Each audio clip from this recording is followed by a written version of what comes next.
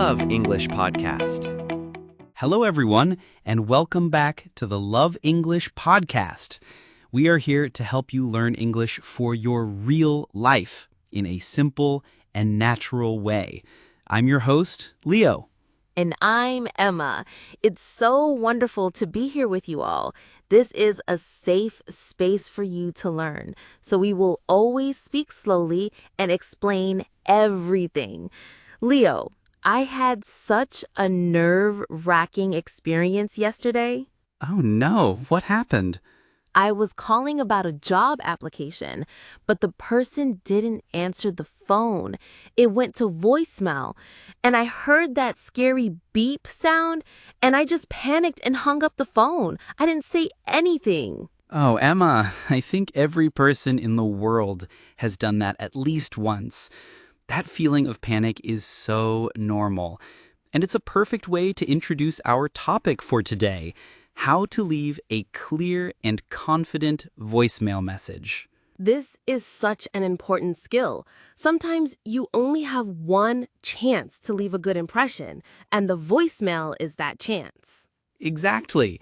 And the good news is there is a very simple formula you can follow. It works for almost every situation.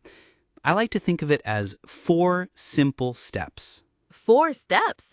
I love a good formula. What is the first step? The first step is the introduction. You need to say who you are. The person listening to the message needs to know your name right at the beginning. For a formal message, you should say your full name.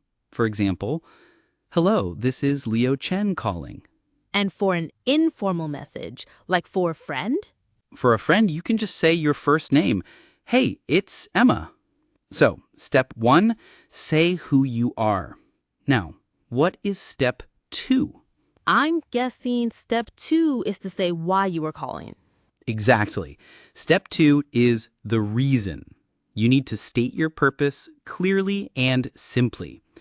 Let's go back to your job application call. After you introduce yourself, what would be your reason? My reason would be, I'm calling about the graphic designer position. Or, I'm calling in response to an email I received this morning. In response to is a very professional phrase. Perfect.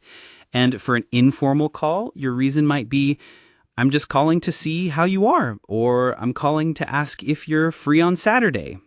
So, we have the introduction and the reason. Now, before we go to step 3, I think we need to talk about the most important advice for leaving a voicemail message. I think I know what you're going to say.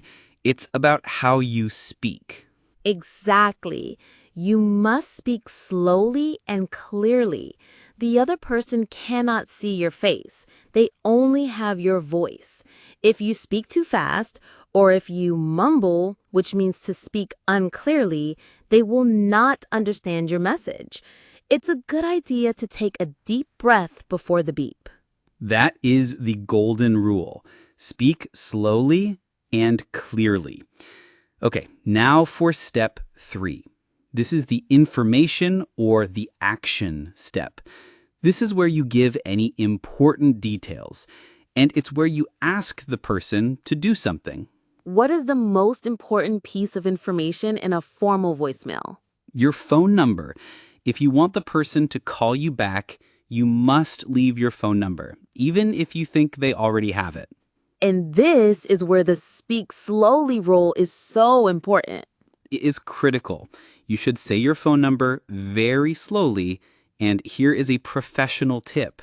You should always say your phone number twice. Twice? That's a great idea. Can you give me an example? Sure. You would say, "My phone number is 555-1234. Again, that number is 555-1234. Saying it a second time makes it so much easier for the other person to write it down correctly. That is a fantastic tip. So step 3 is to provide the necessary information, like your phone number, and to say what you want them to do. For example, please call me back when you have a moment. Exactly. Now for the final easy step. Step 4 is the closing. This is where you say a polite goodbye. For a formal call, you can say, "Thank you, goodbye." Or, "I look forward to hearing from you, goodbye." And for a friend? You can be more casual. "Talk to you later, bye." Or, "Hope to hear from you soon, bye." Introduction, reason, information, and closing. This four-step formula makes it so much less scary. I feel like I'm ready to try my call again. Let's do a role play. Let's practice your message for the job application. I will be the beep. You call, and after I say beep, you leave your message. Okay, I'm taking a deep breath. Beep. That was the beep. Hello, this is Emma Watson. I'm calling in response to the email I received this morning about the graphic designer position. My phone number is 555-8765. Again, that number is 555-8765. I look forward to hearing from you. Thank you. Goodbye. That was perfect. It was so clear, professional, and confident.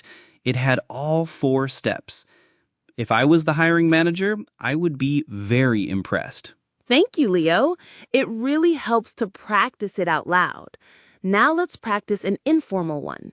Let's say you're leaving the message for your friend, Mark, to invite him to a movie. I'll be the beep. Okay, I'm ready. Beep. That was the beep.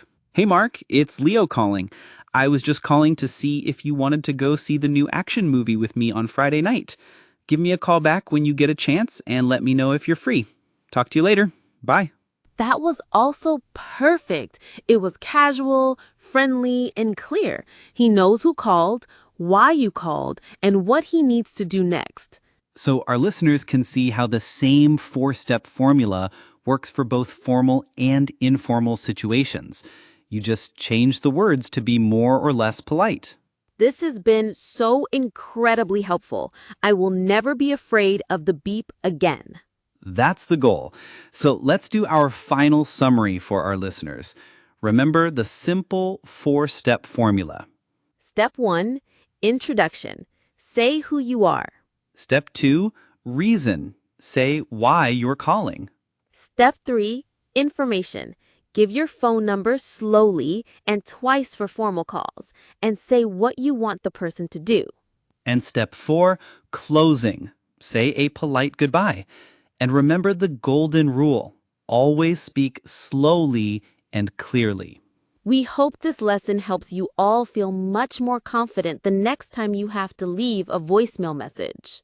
Thank you all for joining us on the Love English podcast. We will talk to you soon.